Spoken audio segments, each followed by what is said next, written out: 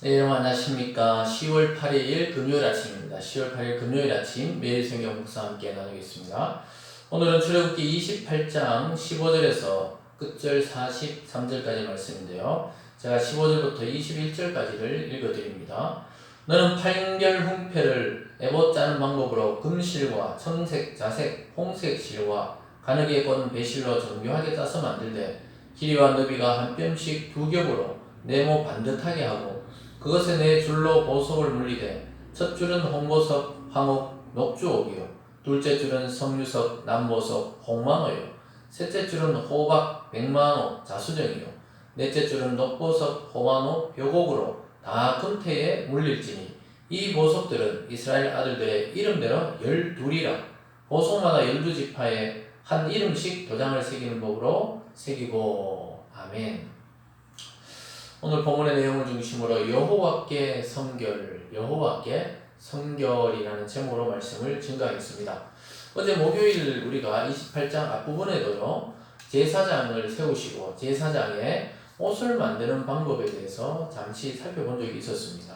그리고 거기서 에봇이라는 하나님 앞에 나갈 때 그 12지파 이름의 보석을 새긴 그 옷을 입고 나가는 그런 장면을 통해 아론과 그 아들들이 제사장 역할을 수행하는 걸 봤습니다. 그리고 오늘 또 마찬가지로 이어서 제사장의 옷에 대해서 오늘 나오고 있는데요. 그 중에서 15절부터 30절까지는 판결 흉패라는 그런 옷의 제작을 하는 것입니다. 판결 흉패를 가슴에 붙이는 그런 흉패를 만드는 방법에 대해서 또 거기 들어가는 보석들에 대해서 하나님이 말씀하고 있습니다. 그리고 그 이후로 31절부터 35절까지는 방울을 달아라. 제사장의 옷에 방울을 다는 것을 보게 됩니다.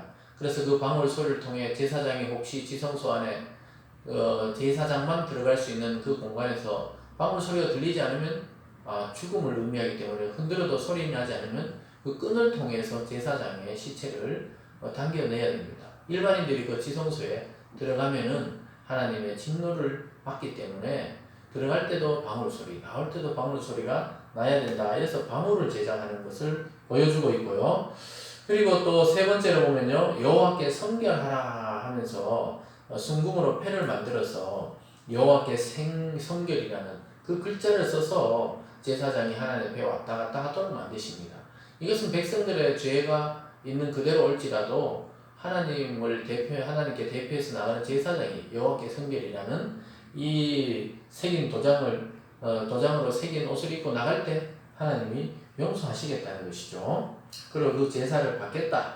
이런 기능으로 그렇게 또 만들려고 그러고요. 마지막 네 번째로는 제사장의 속옷과 속바지를 만들도록 합니다.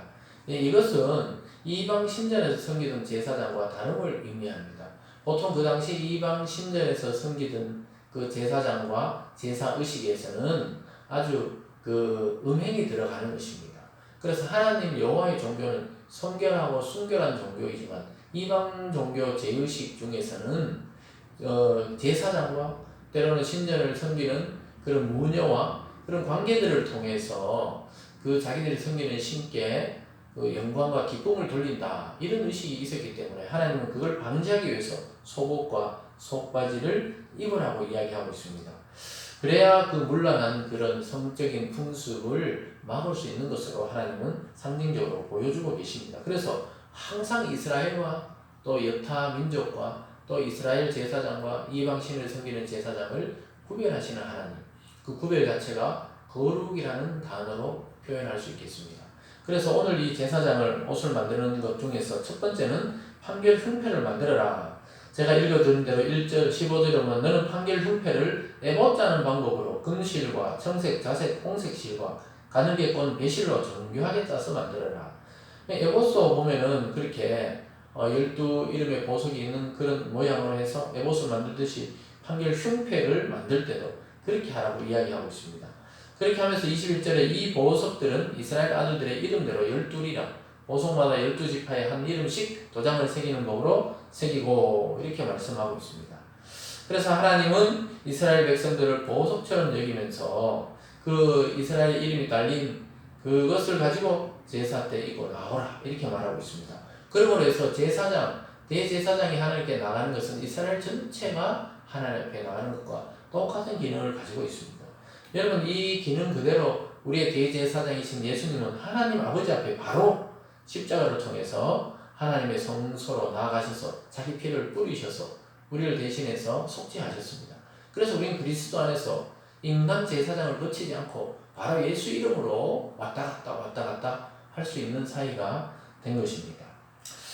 그리고 여러 가지 22절부터도 보면은 순금으로 녹분처럼 따은 사슬을 흉패 위에 붙이고 또 금고리 둘을 만들어 흉패 두 끝에 그 두 고리를 달고 쭉 만드는 방법이 나옵니다. 그러다가 그 기능에 대해서 29절부터 말씀합니다. 아론이 성소에 들어갈 때는 이스라엘 아들들의 이름을 기록한 이 판결 흉패를 가슴에 붙여 여호와 앞에 영원한 기념을 삼을 것이라. 가슴에 딱 제사장이 12 이름을 새겨서 그것을 딱 붙여서 하나님 앞에 나갈 때 하나님이 영원한 기념으로 삼겠다고 하나님이 지금 약속하고 있습니다.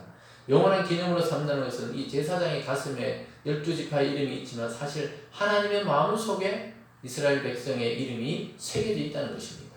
이것은 그리스도 안에서 우리의 아버지 되시는 하나님의 그 마음속에 저와 여러분 구원받은 자들의 이름이 새겨져 있다는 것을 상징적으로 보여주고 있습니다. 그렇게 하면서 아주 중요한 이야기를 해요. 30절에 보면요. 너는 우림과 둠민을 판결 흉패 안에 넣어 아론이 여호와 앞에 들어갈 때 그의 가슴에 붙이게 하라. 아론은 여호와 앞에서 이스라엘 자손의 흉패를 항상 그의 가슴에 붙일 것이니라. 아주 중대한 판결을 내려야 되고 또 하나님의 뜻을 알려고 할 때 이 계시보다 약간 처지는 기능이지만 우림과 둠민이 있었어요.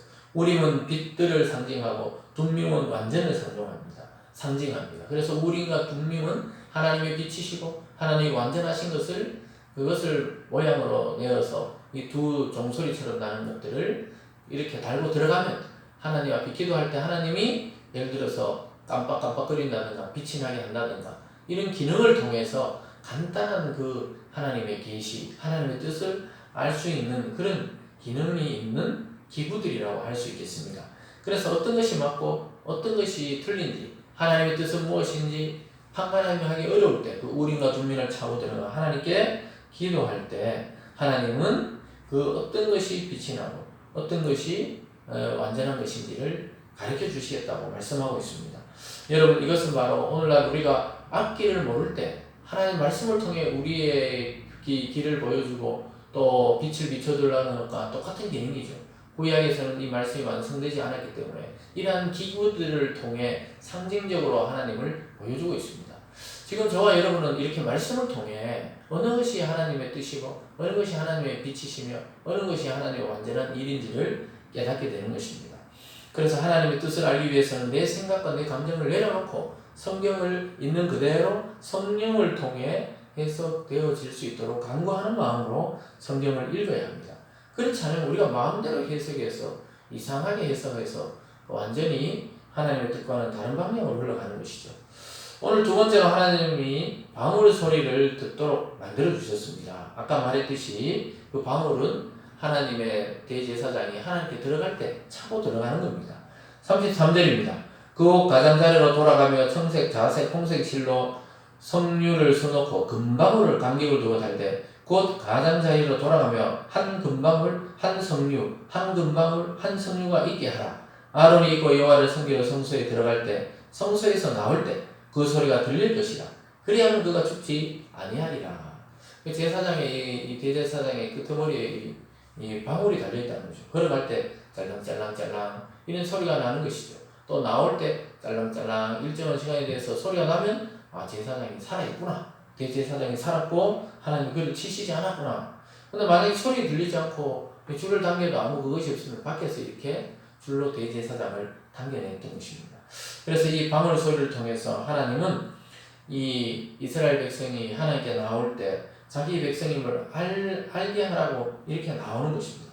하나님 앞으로 나간다는 인식을 하고 행동을 삼가할 수 있도록 그렇게 방울 소리가 나도록 하셨습니다. 여러분, 이것은 우리가 어떤 일을 행할 때 또 살아갈 때 항상 하나님의 뜻과 하나님의 그 마음을 잊지 말라는 것이죠. 그래서 하나님 앞에서 말하지 못할 행동이나 말하지 말아야 할 말은 하지 말라는 것이죠. 그래서 영적으로 이 제사장이 죽은 것처럼 우리 마음이 죽어서는 안 되고 하나님 앞에 항상 살아있으라는 그런 경고의 소리가 바로 화물 소리입니다. 그리고 세 번째는 여호와께 성결하라 이렇게 말합니다. 36절입니다. 너는 또 순금으로 패를 만들어 도장을 새기는 법으로 그 위에 새기되 여호와께 성결이라 하고 이렇게 말씀하고 있습니다. 사랑하는 여러분, 백성이 하나님께 드릴 때 어떤 죄가 자기도 모르게 죄가 있는 줄도 모르고 하나님 앞에 나갈 수도 있습니다. 그러면 그 대제사장은 그 제물을 받아서 그냥 들어가 버리면 죄가 있다고 생각됩니다.